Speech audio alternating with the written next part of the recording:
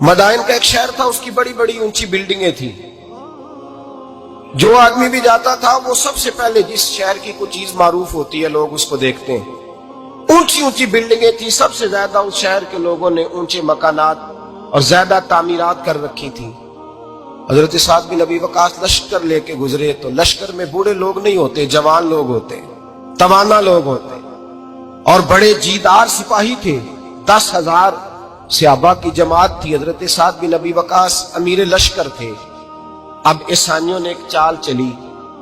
انہوں نے کہا مسلمان جب بازار سے گزریں گے لڑائی تو ہم ان کے ساتھ لڑ نہیں سکے، ہم وہ والا طریقہ اختیار کرتے ہیں کہ مسلمان قابو میں آ جائیں گے.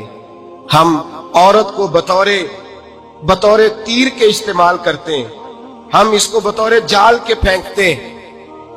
کیا کیا؟ عورتوں کے ہاتھوں میں پھول دیے، پلیٹیں پکڑائیں، بلڈنگوں کی چھتوں پہ کھڑا کر دیا. فرمایا تم ان پر پھول پھینکنا، اگر 2-4 سپاہی بھی ہم اپنے قابو میں کرنے میں کامیاب ہو گئے تو درار تو پڑ گئی نا. تم ان پر پھول پھینکنا. یہ دیکھیں رسم چلی کہاں سے، ہم نے اپنا لی ہے، چلی کہاں سے اور ہم نے اس کو اخذ کر لیا، رواج بن گیا. حضرت سعد بن ابی وقاص رضی اللہ تعالیٰ عنہ جب اس بازار سے گزرے تو آگے آگے امیر لشکر کا گھوڑا تھا، پیچھے 10,000 صحابہ گھوڑوں پہ بیٹھے. حضرت سعد بن ابی وقاص سے نظر اٹھا کے دیکھا تو عورتیں تو کھڑی ہیں، پھول لیے.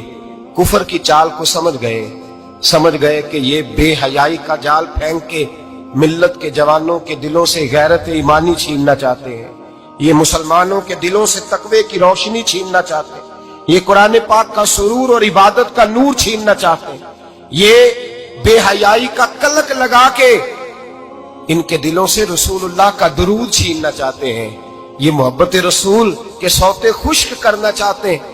جب دیکھا تو فوری طور پہ گھوڑے پہ چڑھے اور جناب سعد نے قرآن پڑھنا شروع کر دیا. وَقُلْ لِلْمُؤْمِنِينَ يَغُضُّوا مِنْ أَبْصَارِهِمْ، کہا مومنو تمہارے رب نے تمہارے نبی کی زبان سے تمہیں حکم دیا ہے کہ تم نے نظریں نیچی رکھنی ہے. جب حضرت سعد بن ابی وقاص نے آیت پڑھی تو صحابہ کہتے ہیں ہمیں یوں لگا کہ جیسے ابھی آیت نازل ہو رہی ہے اور سیدھی دلوں سے ٹکرا رہی ہے. 10,000 کا لشکر گزر گیا، عورتیں پھول پھینکتی رہیں، لیکن کسی ایک صحابی نے بھی نظر اٹھا کے نہیں دیکھا.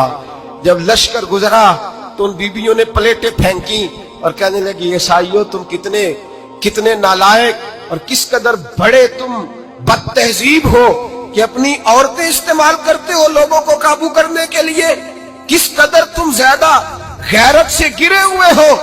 اور یہ کتنا اعلیٰ طبقہ ہے کہ ہم دادے توجہ دیتی رہی، انہوں نے پلٹ کے نہیں دیکھا.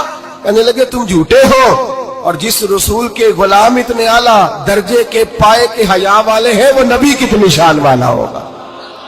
بیبیوں نے کلمہ پڑھنا شروع کر دیا. بھائی یاد رکھیں جب نوجوان کی نظر کے اندر عیب پیدا ہوتا ہے تو پھر اس سے نماز کی لذت جاتی رہتی ہے، قرآن پاک کا ذائقہ جاتا رہتا ہے، درود پاک کا ذائقہ جاتا رہتا ہے.